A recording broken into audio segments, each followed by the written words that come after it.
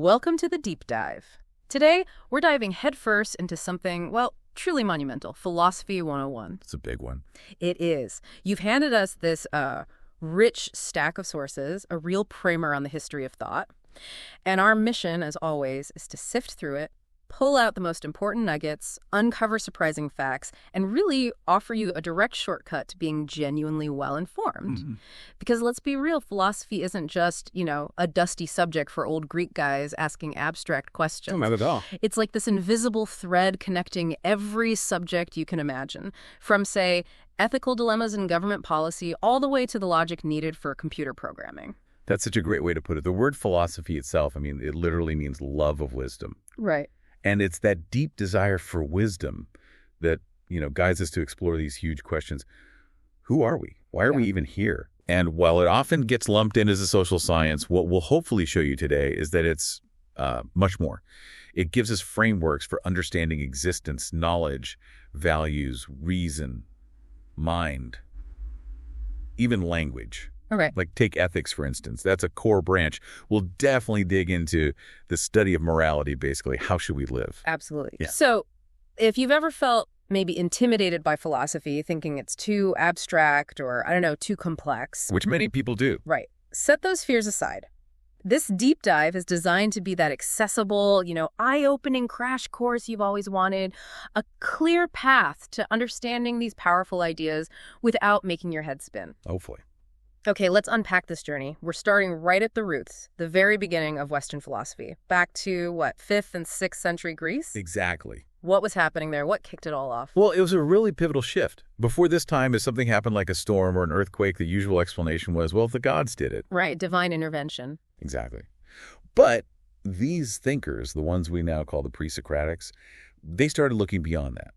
They wanted rational explanations for the natural world, for the universe, for, their own existence. It was really a philosophy of nature. Okay. Their big question was about the fundamental primary principle. The term they used was arche. Arche. Yeah, arche, like the basic material or source of everything. And just as importantly, how does change happen? How does this basic stuff transform? So they were looking for the universe's original building block, essentially. Who were some of the first thinkers to try and figure that out? That would be the Milesian school. First, you have Thales, living around 624 to 546 BC. Thales, okay. He famously claimed that water was the arche. He saw how it could change forms, evaporate, condense back, and how essential it was for life, for moisture. He even thought the earth floated on water. Water as the foundation of everything. That's a pretty bold claim for back then. It really was. Then came Anaximander, around 610 to 546 BC. He thought water was maybe too specific, so he proposed something more abstract, the apeiron. Apeiron, what's that? It means something like undefined, unlimited, indefinite, a kind of primordial substance from which opposites like hot and cold, wet and dry, separated out to form the world. And interestingly, Anaximander is the first philosopher we know of who actually wrote his ideas down. Ah, so we have records now. Start fragments, yeah. After him was Anaximenes, around 585 to 528 BC. He went back to a single element, but he chose air. Air. Yeah, air. He thought air, through condensation and rarefaction, becoming denser or thinner, could transform into everything else. Clouds, water, wind, fire, even earth. So first water, then this indefinite apeiron, then air. It's like they're building on each other's ideas, trying different elements. Exactly. It's a progression of thought. Now let's shift to a school you might actually recognize from a high school math class, the Pythagorean school. Ah, Pythagoras, from around 570 to 497 BC. Yes, famous for the Pythagorean theorem. Right. But philosophically, what's fascinating is his belief that the entire basis of reality, everything, was mathematical relations. Numbers weren't just tools for counting. They were sacred. They governed the cosmos. Everything could be measured, predicted, understood through math. Okay, that's deep. But here's a really surprising fact I found in the sources. His school wasn't just about math. It was almost cult-like. Oh, absolutely. It had very strong cultic elements. Followers had to adhere to these incredibly specific, sometimes bizarre rules, covered everything from diet to clothing, even apparently how to urinate. Seriously. Yeah. Wow, it just shows, I guess, that genius can come with some unexpected quirks. A very unique community, no doubt. All right, shifting gears again, we get to Parmenides of Elea, who lived from about 510 to 440 BC. Parmenides, what was his big idea? His argument was pretty revolutionary. He believes reality could only be understood through reason, pure logic, not through our senses, which he thought were totally unreliable. So ignore what you see and hear, trust only logic. Essentially, yes. He basically said the earlier Milesians were asking the wrong questions by focusing on changing elements. For Parmenides, only what truly exists, unchangingly, is intelligible and real.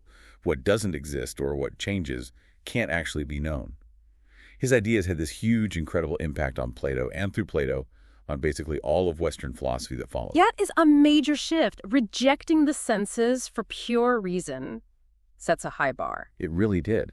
And speaking of foundational ideas, we then get to the atomist school. Founded by Leucippus in the 5th century BC, but really developed by his student, Democritus, who lived from about 460 to 370 BC. Atoms. This sounds familiar. Right. They proposed that every physical object is made up of just two things: incredibly small, indivisible particles they called atoms, and void, which is just empty space. Okay. And these atoms, they believed, differed in size, shape, motion, how they were arranged.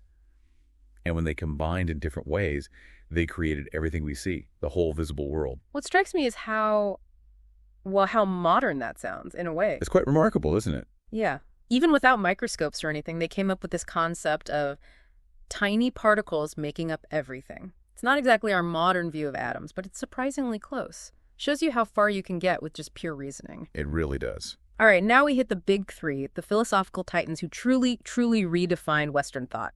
Let's start with Socrates. Socrates, born in Athens around 469 BC, died 399 BC, he really did change the game.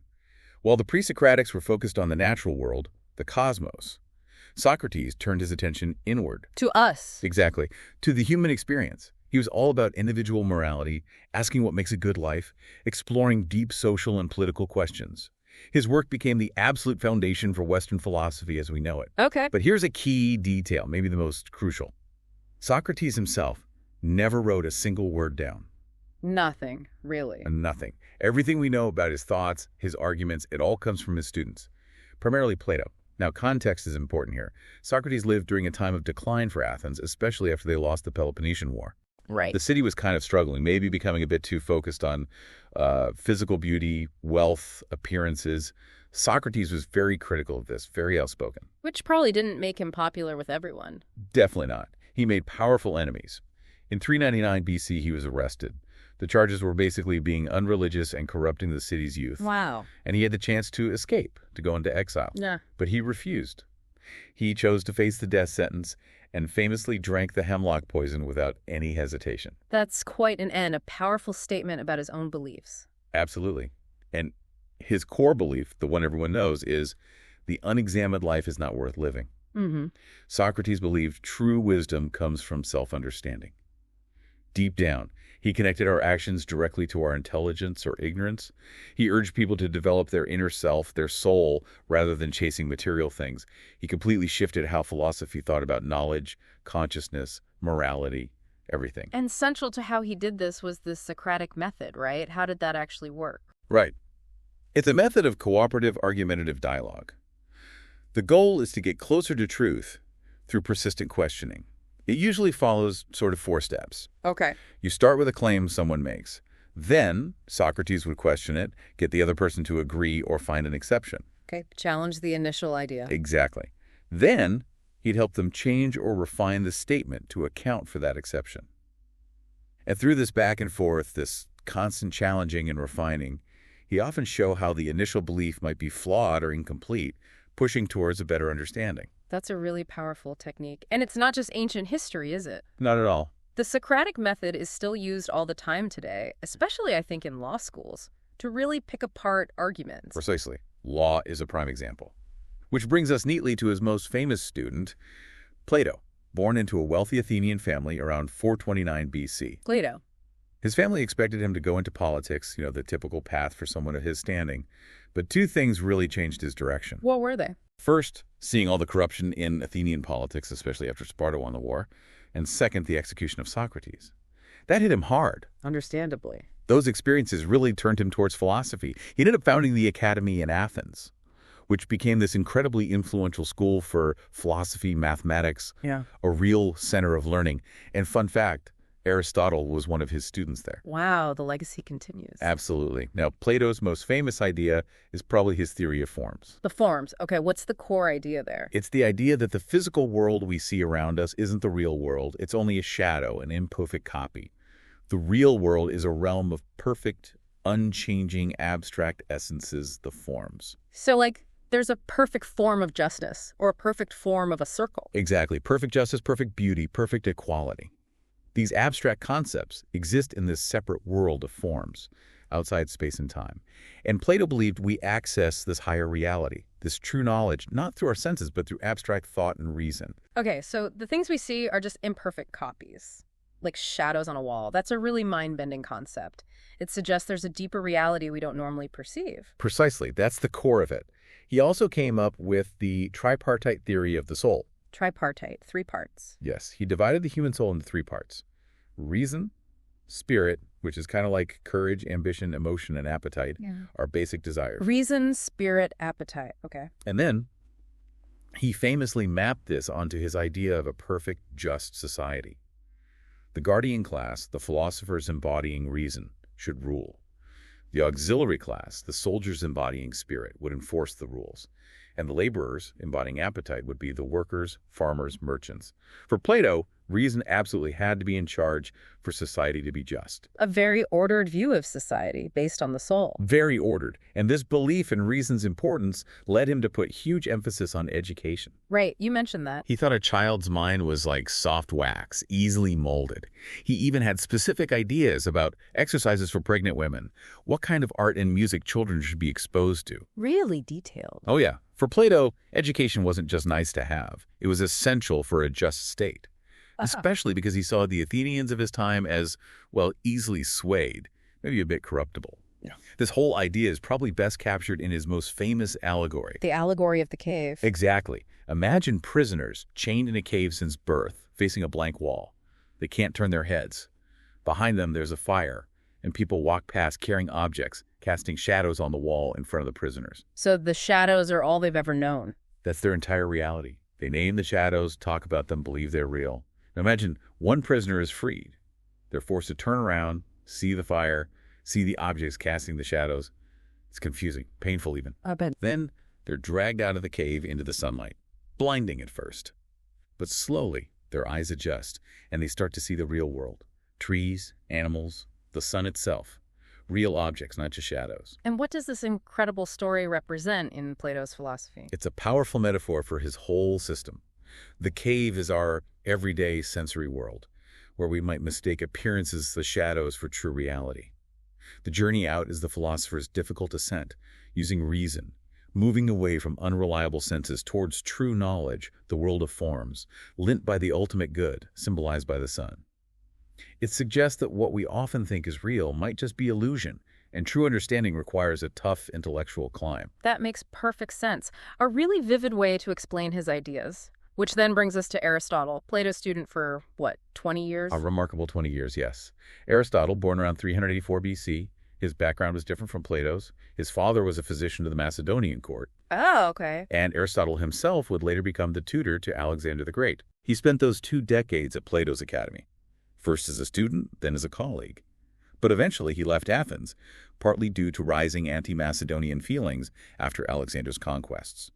Now, Aristotle wrote on practically everything: biology, physics, poetry, politics, ethics, an incredible range. But his most significant contribution, arguably, is his work on logic. Logic. For Aristotle, logic wasn't just another subject area. It was the fundamental tool you needed to gain knowledge in any area, the first step in thinking correctly. In his work, The Prior Analytics, he introduced the syllogism. The syllogism. Can you give us a classic example? Sure. The most famous one is probably, all Greek people are human, all humans are mortal, therefore all Greek people are mortal. Right. Simple, clear deduction. It's a framework for deductive reasoning. If the premises are true, the conclusion must be true, basically. If all X are Y and all Y are Z, then all X are Z. This structured way of thinking became the absolute bedrock of Western logic for centuries. He also laid out 3 fundamental laws that he believed governed all valid thought. First, the law of identity. X is X. A tree is a tree because it has the characteristics of a tree. Simple enough. Okay. Second, the law of non-contradiction. X cannot be both X and not X at the same time and in the same respect. A statement can't be true and false simultaneously. You can't have both fed the cat yesterday and not fed the cat yesterday. It counts a contradiction. Right. And third, the law of the excluded middle. Any statement is either true or false. There's no middle ground, like your hair is blonde. That's either true or it's false. Though it's worth noting, later philosophers and logicians found some issues with this third law, especially in certain contexts. Okay, so he's really building the foundations for rational thought here. How did his view of reality, his metaphysics, compare to Plato's forms? Did he agree with his teacher? That's a key difference. He actually rejected Plato's theory of forms. Really? After 20 years? Yep. Aristotle called metaphysics, first philosophy, the study of being itself. But unlike Plato, who put the real intelligible world in a separate realm of forms, Aristotle thought that separating the forms from the physical things stripped reality of its meaning. So where did Aristotle think reality was? Right here, in the world around us. He argued the world is made of substances, which are combinations of form, what makes something the kind of thing it is, and matter, the physical stuff it's made of. Intelligibility, what makes something understandable, wasn't in some separate world for Aristotle. It was inherent in the things themselves. He brought philosophy back down to earth, you could say, focused on careful observation, classification, studying the actual world. And finally, let's touch on his ethics, his view on virtue. He asked, what's the purpose of life? His answer was happiness or eudaimonia. Eudaimonia? That's more than just feeling good. No, right. Much more. It's like human flourishing, living well, achieving your potential as a human being. And he argued this is achieved through virtue. Virtue, for Aristotle, requires both making the right choices and developing good habits over time. Okay, and how do you know what the right choice is? His famous idea here is the golden mean. A virtuous choice is usually the mean between two extremes, two vices. So courage isn't being reckless, that's one extreme, excess, nor is it being cowardly, the other extreme, deficiency. It's the virtuous middle path. Friendliness is the mean between being cold or aloof and being overly subservient or a people pleaser. That's a very practical way to think about it. It's not about being perfect, but finding the right balance in each situation. Exactly. And for Aristotle, the highest form of human happiness, the ultimate eudaimonia, involved living a life of intellectual contemplation, using our reason. That's what separates us from other animals, he thought. But importantly, he also stressed that achieving this kind of virtuous life requires a good society, a proper social environment, and the right kind of government to support it. Fascinating. Okay, let's switch gears now and dive into some of those classic, maybe mind-bending philosophical puzzles and thought experiments that are still debated today. First up, the Ship of Theseus paradox. Classic. The original paradox goes something like this. Imagine Theseus's famous ship. Over the years, it needs repairs. Planks rot, sails tear. So one by one, every single part of the ship is replaced. Every single piece. Every last one. So the question is the ship that now exists, made entirely of new parts, still the same ship as the original ship of Theseus? Let's call the original ship A and the fully repaired ship B. Is A actually identical to B? My gut says. Maybe, but it's weird because none of the original stuff is there. Exactly. It immediately gets tricky. Then, the 17th century philosopher Thomas Hobbes added a brilliant twist. Oh, what was that? Imagine someone, a scavenger maybe, followed the ship around and collected all the old original planks and parts that were removed. Okay. And then this scavenger uses those original pieces to build a second ship, Ship C. Now you have Ship B, the fully repaired one, all new parts, and Ship C, built from all the original parts, sailing into port. Which one is the real ship of Theseus? Whoa, okay, now I really don't know. Ship B has the continuity, but Ship C has the original matter. That really messes with your idea of sameness. It absolutely does. This paradox throws huge problems at our basic theories of identity. If you go with material constitution identity, the idea that an object is defined by the stuff it's made of, then Ship C is Theseus's ship. But that feels weird because Ship B is the one that sailed continuously. Right. But if you go with spatio-temporal continuity, the idea that identity is maintained through a continuous existence through space and time, even with gradual changes, then Ship B is Theseus' ship. But then what about Ship C, made of the original parts? The paradox shows neither simple theory quite works on its own. And this isn't just about ships, obviously.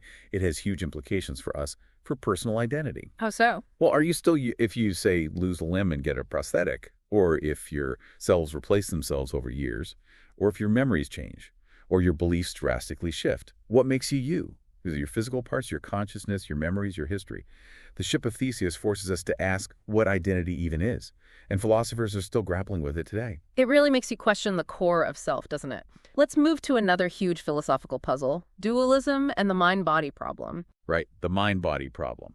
This is one of the absolute central questions in philosophy of mind, basically. What's the relationship between your physical stuff, your brain, your body, and your mental stuff? Your thoughts, feelings, consciousness, subjective experience, how do they connect? Yeah, how does my brain produce the feeling of seeing red or feeling sad? Exactly. Dualism is one major answer to this. It claims that the mind, which is seen as non-physical encompassing consciousness, and the body, the physical substance, are two fundamentally different and separate kinds of things. So my mind isn't just my brain activity, it's something else, separate. That's the core idea of dualism. Proponents have arguments for it. One is the subjective argument.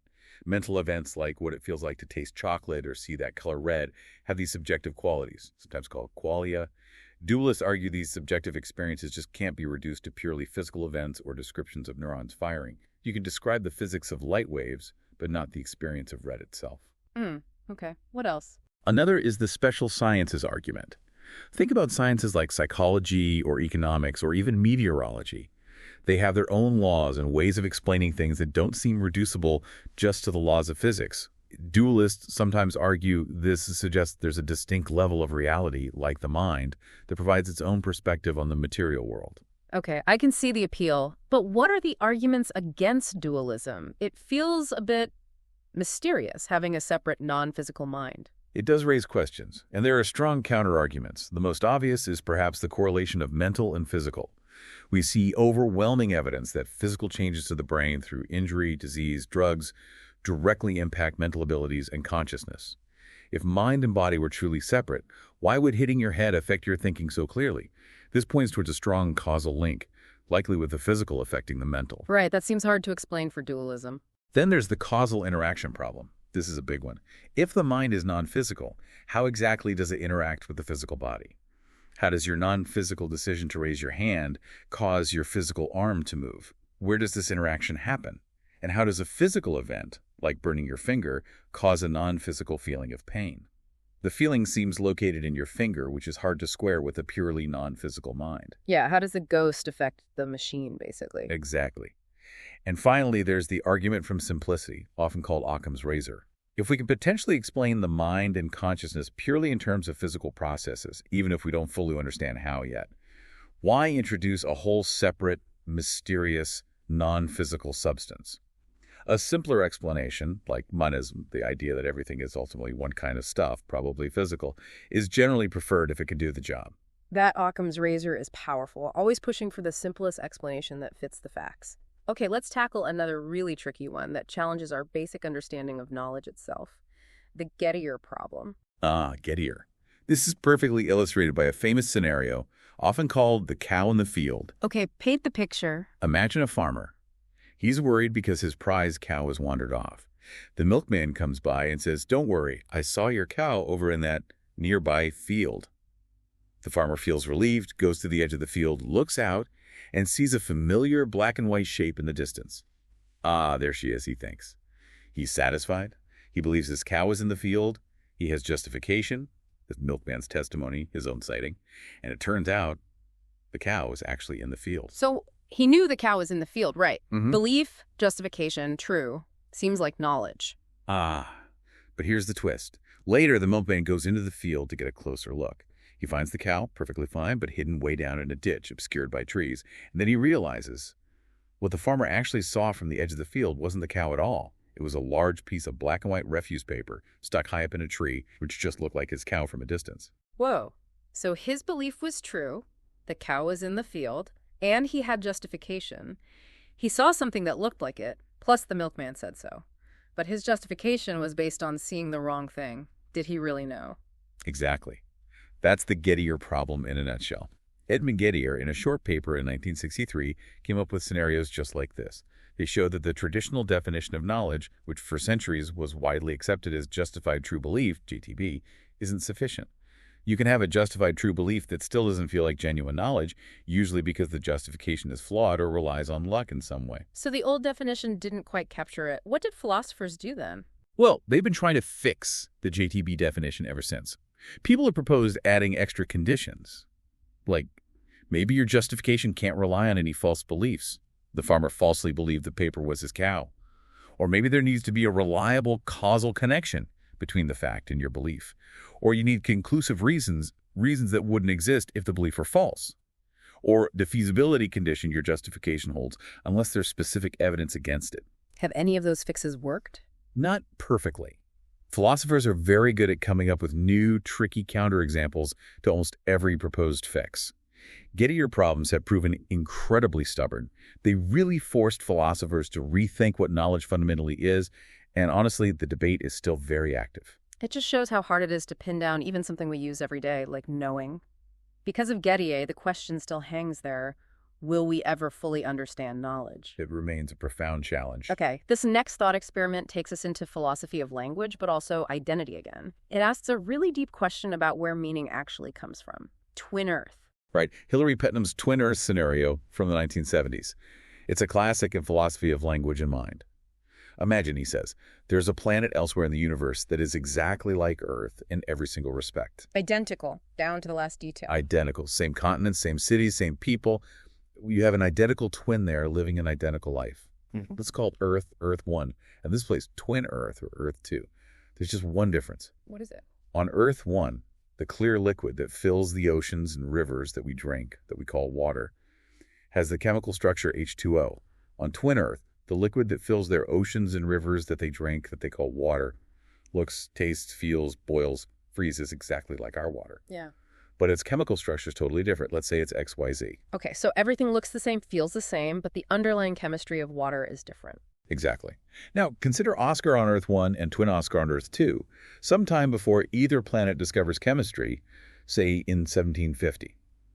When Oscar says water, referring to H2O, and Twin Oscar says water, referring to XYZ, are they thinking the same thought? Do they mean the same thing by the word water?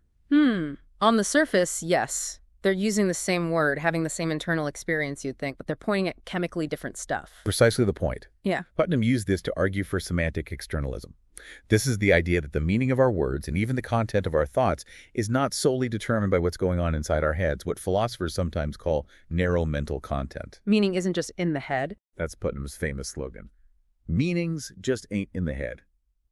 He argued that meaning also depends on our external environment, on the actual stuff in the world that our words are connected to, and the causal history of how we learned the word. This ties into the causal theory of reference. The idea is that words get their meaning. They refer to things through a chain of usage going back to an initial baptism or interaction with the thing itself.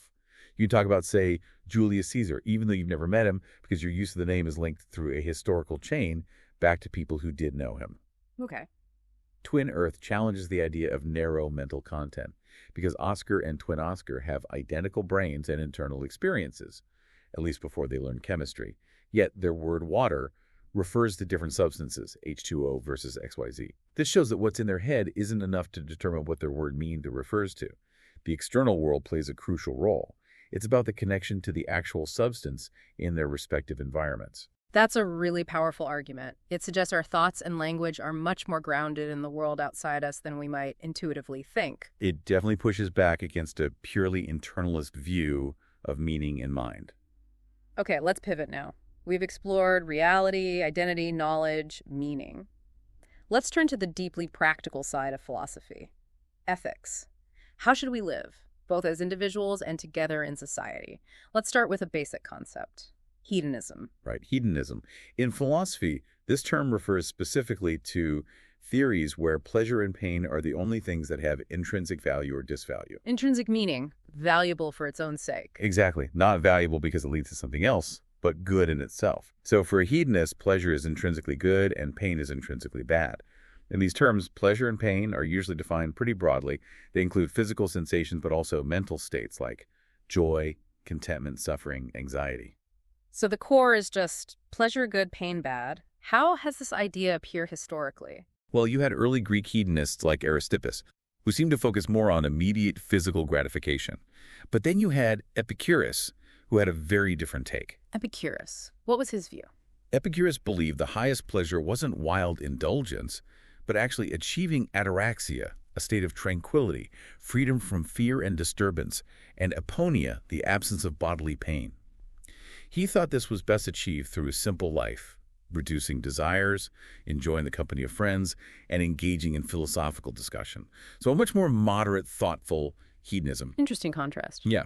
Hedonism wasn't very popular with Christian philosophers during the Middle Ages, but it saw a major resurgence in the 18th and 19th centuries with thinkers like Jeremy Bentham and John Stuart Mill, who developed utilitarianism. Okay. Are there different types of hedonism we should know about? Definitely. It's important to distinguish them. There's value hedonism, which is the basic claim we mentioned. Only pleasure is intrinsically good, only pain intrinsically bad.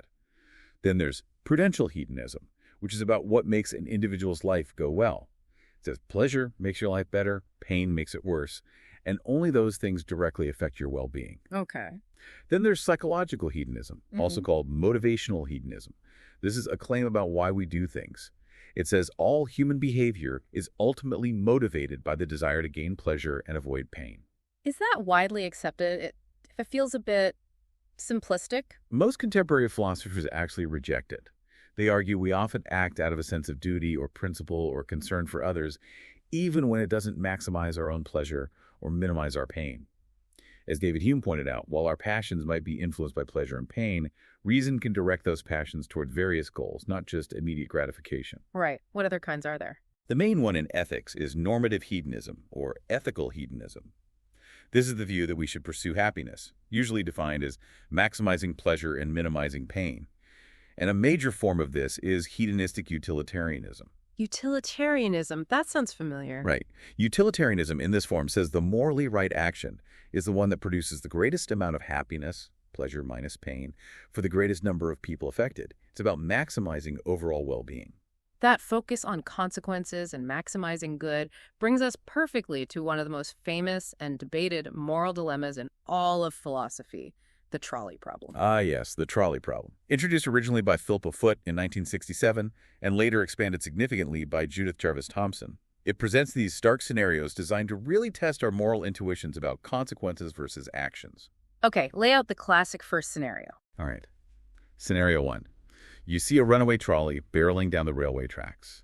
Ahead, on the main track, there are 5 workmen who will definitely be killed if the trolley continues. You are standing next to a lever. If you pull this lever, the trolley will switch to a different sidetrack. Unfortunately, there is 1 workman on that sidetrack who will be killed if you pull the lever. What do? Do you pull the lever? Okay. 5 lives versus 1 life. The simple math seems to suggest pulling the lever, but doing so makes you directly responsible for that 1 person's death. It's tough. What's the second scenario? Scenario 2. Same runaway trolley, same 5 workmen on the track ahead. This time you're standing on a footbridge overlooking the tracks. Next to you is a very large man. You realize that the only way to stop the trolley and save the 5 workmen is to push this large man off the bridge and onto the tracks below. His body is large enough to stop the trolley, but he will certainly die. Do you push the man? Whoa. Okay, that feels different. Even though the outcome is the same sacrifice, 1 life to save 5, the action of physically pushing someone feels much more direct, much more wrong somehow to most people. Exactly. Most people feel it's permissible, maybe even obligatory, to pull the lever in the first case, but morally forbidden to push the man in the second case. These scenarios are so powerful because they force us to confront why our intuitions differ so strongly, even when the net consequences seem identical. So how do ethical theories try to explain this difference? What about consequentialism? Well, consequentialism is the broad ethical view that the morality of an action is determined solely by its consequences. The best action is the one that produces the best overall results. So a simple consequentialist might say you should do both, pull the lever and push the man, because saving 5 lives is better than saving 1. A strict, straightforward consequentialist, like a simple utilitarian, might argue that way, yes. Maximize the good outcome. But the trolley problem really highlights the challenges for consequentialism. Firstly, predicting consequences is hard. Secondly, how do we even measure or compare good? Is it just lives saved? What about fairness, rights, intentions? Thirdly, as the scenarios show, our moral intuitions often seem to care about more than just consequences. The type of action matters. Pulling the lever seems somehow less problematic than actively pushing someone. This leads to ideas like the doctrine of double effect, which has roots in Thomas Aquinas. Doctrine of double effect, what's that? It suggests that an action that have both a good effect and a bad effect might be morally permissible if four conditions are met. 1. The action itself isn't intrinsically wrong. 2. The good effect is intended, not the bad effect. The bad effect is merely foreseen.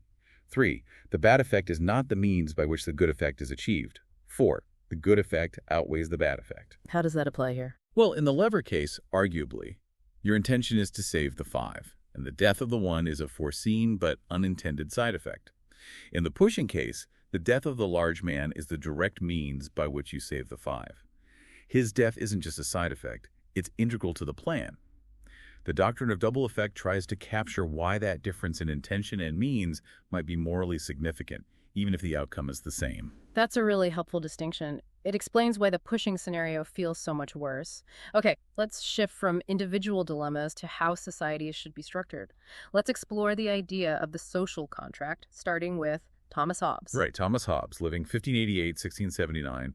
He was writing during a time of great upheaval in England, the Civil War. He was fiercely individualistic and a monarchist, but for secular reasons. He didn't believe the king ruled by divine right, but because of a social contract. Okay, and what was his view of human nature? That seems key to his contract theory. It was pretty bleak. He saw humans as fundamentally self-interested, like complex machines driven constantly by the pursuit of pleasure, or appetite, and the avoidance of pain, or aversion. He thought our natural state, without any government or rules, what he called the state of nature, would be a war of all against all, where life would be solitary, poor, nasty, brutish, and short, because everyone is just looking out for themselves, leading to constant conflict and fear. Morality, for Hobbes, doesn't really exist in this natural state. So a pretty grim starting point. How does a society, a contract, emerge from that chaos? Out of fear and reason, people rationally realize that this constant state of war is terrible for everyone. So out of fear of death and desire for security, they agree to give up some of their natural freedoms and submit themselves to an absolute sovereign power. This sovereign's job is to enforce laws and maintain peace. Fear is key both in creating the need for the contract and in upholding it through the threat of punishment. And he thought an absolute monarchy was the best way to do this. Yes. He argued that only a single, all-powerful sovereign could prevent society from dissolving back into factionalism and civil war. He was deeply suspicious of divided power, whether between different branches of government or between church and state. Unity under one absolute ruler was the only guarantee of peace, in his view. Now, contrast that with John Locke, living 1632-1704. Locke had a very different starting point. How so? Locke believed humans have natural rights, even in the state of nature, rights that pre-exist government. His big focus was the right to private property. He famously argued that when you mix your labor with something from nature, like farming land or picking an apple, it becomes yours. Your labor gives you ownership. Okay, so we have natural rights, including property. What's the purpose of government for Locke, then? For Locke, the purpose of government is primarily to protect these pre-existing natural rights, life, liberty, and property, more effectively than individuals could on their own in the state of nature. People consent to be governed to secure these rights. Government exists to serve the people and promote their well-being. And what if the government fails to do that? Or starts violating those rights? This is where Locke became really radical for his time. He argued that if the government breaks the social contract, if it becomes tyrannical and fails to protect the people's rights, then the people have not just a right, but a moral obligation to resist and overthrow that government. Revolt becomes justified. Wow, that's a powerful idea. Very different from Hobbes's absolute sovereign. Very different indeed.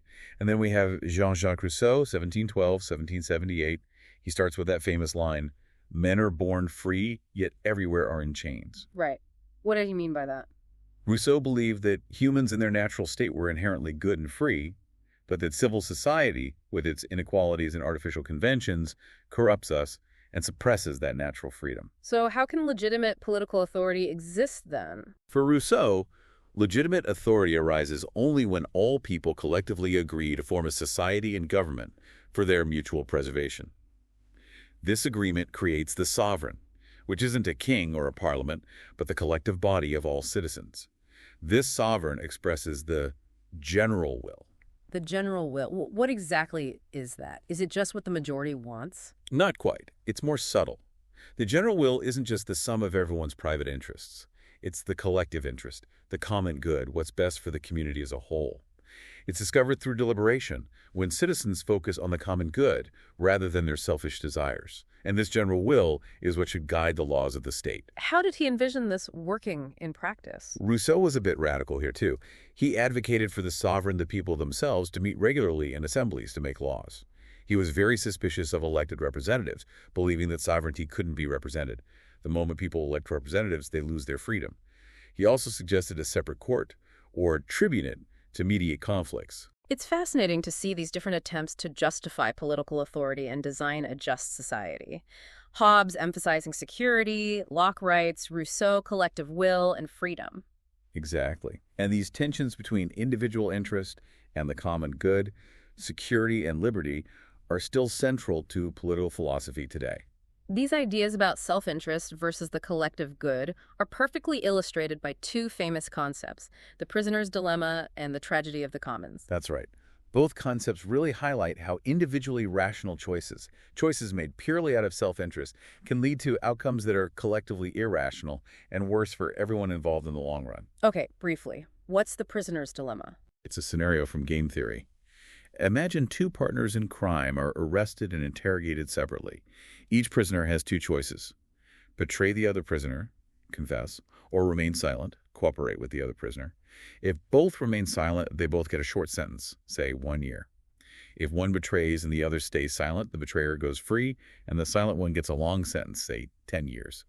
If both betray each other, they both get a medium sentence, say 5 years. So what's the dilemma? From each individual prisoner's perspective, regardless of what the other one does, betraying seems like the best strategy. If the other stays silent, betraying gets you freedom instead of 1 year. If the other betrays, betraying gets you 5 years instead of 10. So rational self-interest pushes both to betray. But if they both betray, they both end up with 5 years, which is much worse for both of them than the 1 year they would have gotten if they had both cooperated by staying silent. So individual rationality leads to a collectively worse outcome. Precisely. Now, the tragedy of the commons, described by Garrett Hardin, applies a similar logic to shared resources. Imagine a pasture open to all local farmers for grazing their cattle. Okay, a common grazing area. Each farmer thinks, if I add one more cow to my herd, I get the full benefit of that cow's milk or meat. The cost of the extra grazing is spread out among all the farmers using the pasture, so my personal share of the cost is tiny. Makes sense from the individual farmer's point of view. Right. But if every farmer thinks this way, and they all keep adding more cows, the pasture quickly becomes overgrazed, depleted, and eventually unusable for everyone. The shared resource is destroyed because everyone pursued their own rational self-interest without considering the collective long-term impact. Can you give a real-world example? Oh, absolutely. Overfishing is a classic one. Think about international waters. If every fishing company tries to maximize its catch now, acting in its immediate self-interest, the fish stocks get depleted faster than they can recover. Eventually, the fishery collapses, harming all the fishing companies, coastal communities, everyone who relies on it. It shows that cooperation and regulation, even if they limit short-term individual gains, are often necessary for the long-term sustainability of the shared resource and the community. So what's the big takeaway from the prisoner's dilemma and the tragedy of the commons regarding morality in society? Essentially, they demonstrate that simply pursuing one's own immediate self-interest and gratification isn't always rational in the broader sense. It can actually be self-defeating for the individual and destructive for the group in the long run. They highlight the importance of cooperation, trust, and sometimes rules or agreements that restrain individual behavior for the sake of the common good. Really powerful illustrations. Okay, let's broaden our focus again. We've traced a path through Western thought. Let's look at some major movements and then travel east. First, the Enlightenment. The Enlightenment, roughly 17th and 18th centuries. This was a period of huge intellectual ferment across Europe. The core goal was to use reason and evidence to discover truths about nature, humanity, knowledge, society. Basically questioning everything, challenging established traditions and authorities, especially religious and political ones. And skepticism played a big role. A huge role. Thinkers like René Descartes used systematic doubt, questioning everything he thought he knew to try and find principles that could be known with absolute certainty. He wanted a secure foundation upon which to build new knowledge, free from the errors of the past. This era also saw a real flowering of modern philosophical aesthetics, the philosophy of beauty and art. Alexander Baumgarten actually coined the term aesthetics, defining it as the science of the beautiful, focused on sensible cognition, or how we perceive beauty through our senses and feelings. How did they think about beauty? Well, you had different schools. German rationalists like Christian Wolff tended to see beauty as related to truth and perfection, perceived through feelings of pleasure and harmony. British empiricists like Shaftesbury, Hume, and later Kant developed theories of taste. They argued that judging something as beautiful is an immediate, almost sensory judgment we just taste or feel that is beautiful. Shaftesbury even linked aesthetics to morality, believing that appreciating beauty could lift us above selfish concerns. Interesting connection between beauty and ethics. Definitely. But perhaps the most dramatic impact of the Enlightenment was in politics, ethics, and religion. This period directly fueled the English, American, and French revolutions. How so? Philosophers relentlessly criticized existing forms of government, hereditary privilege, and religious dogma. They spread powerful ideas about individual freedom, equality, human rights, popular sovereignty, and the need for legitimate political systems based on reason and consent, things like checks and balances, separation of powers, religious freedom. Thinkers like Locke, whom we discussed, were incredibly influential here. Hobbes, too, in shaping the debate. Then how did religion fare during this age of reason? Religious thought became quite varied. You had outright atheism, with figures like Denis Diderot arguing that the principles of order could be found within nature itself without needing God.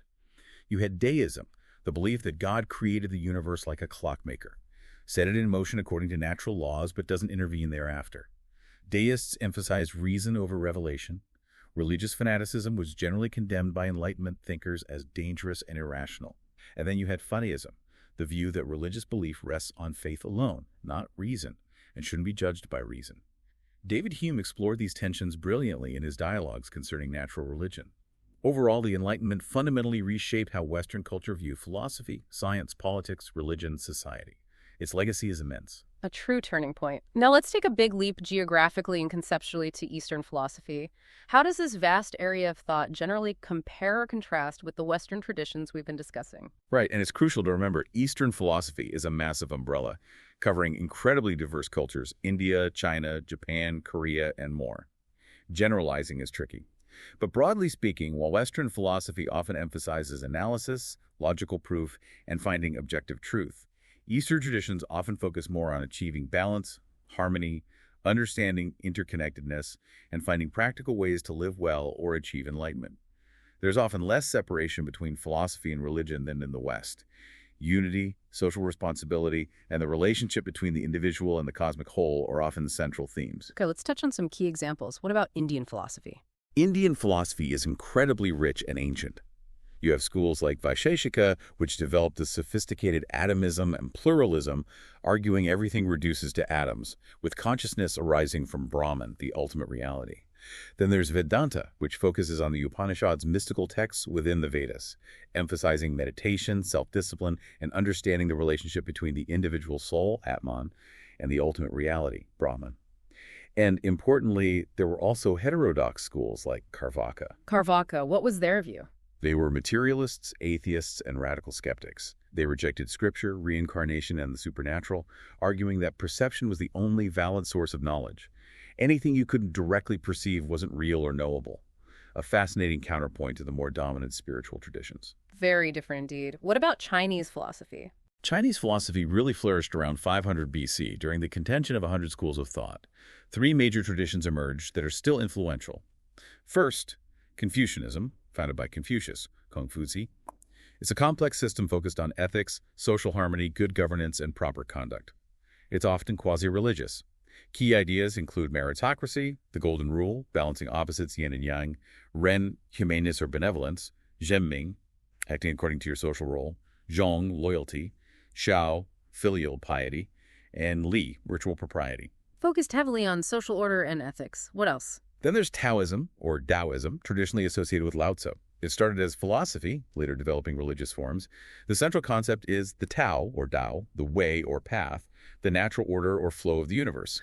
Taoism emphasizes living in harmony with the Tao, focusing on things like naturalness, spontaneity, flexibility, humility, and Wu Wei, often translated as non-action or effortless action. It also uses the concepts of yin and yang and the 8 trigrams from the I Ching. A more nature-focused, go-with-the-flow approach, perhaps. In a way, yes. Less focused on strict social roles than Confucianism, more on aligning with the natural cosmic rhythm. The third school from that early period was Mohism, founded by Mozi. Mozi advocated for universal loves or impartial care for everyone as the way to achieve mutual benefit and avoid conflict and war. He was very practical, critical of Confucian rituals he saw as wasteful, and focused on things like agriculture and defensive fortifications for survival. Universal love. Uh. That sounds quite radical. Did these Chinese philosophies spread? Oh, yes. Korean philosophy, for example, was deeply influenced by Confucianism, which shaped its moral code, social structure, and legal system, emphasizing virtues like filial piety, Hayo, loyalty, Chung, trust, sin, and benevolence. Taoism also arrived in Korea, but didn't develop into a separate religion. Its ideas often blended with Buddhism, which became very prominent. In modern times, Korea saw influences from German idealism during Japanese occupation, and later, North Korea developed its Juche ideology, blending Marxism, Maoism, and some traditional Korean elements. In Japanese philosophy. Japanese thought is a fascinating synthesis of its native traditions, with influences from China, India, via Buddhism, and later, the West. The indigenous religion is Shinto, the way of the kami. It's a form of polytheistic animism, seeing kami spirits or divine powers in natural phenomena, ancestors, and emperors. Shinto emphasizes purity, harmony with nature, tradition, family, and community rituals. Matsuri. Okay, Shinto is native. What about imports? Buddhism arrived from Korea and China around the 6th century and became incredibly influential, developing distinct Japanese forms.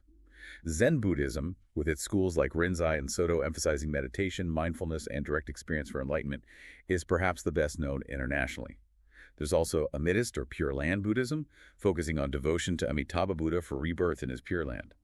And Nichiren Buddhism, which teaches that everyone has an innate Buddha nature and can achieve enlightenment in this lifetime through chanting the Lotus Sutra. A rich mix. Any modern developments? Yes. A significant 20th century movement was the Kyoto School, centered at Kyoto University.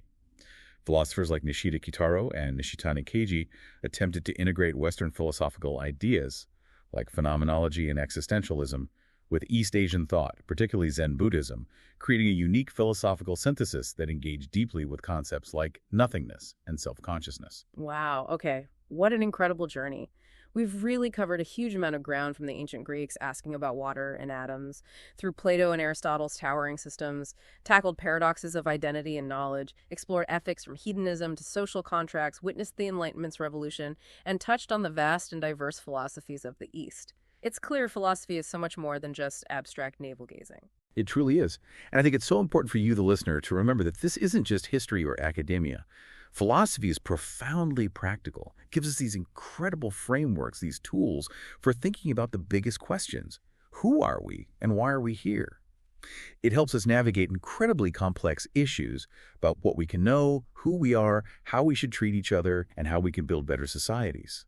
The relevance is just immense. It underpins our personal values, our ethical choices, even the structure of our laws and governments. Absolutely. So after this whirlwind tour, what does this all mean for you? If philosophy is, at its heart, the love of wisdom, and wisdom involves understanding ourselves and the world more deeply, what's the one surprising nugget or maybe a powerful, unsettling question from this entire deep dive that you will carry forward? What idea resonated most or challenged you most that you might want to explore further in your own life and thinking?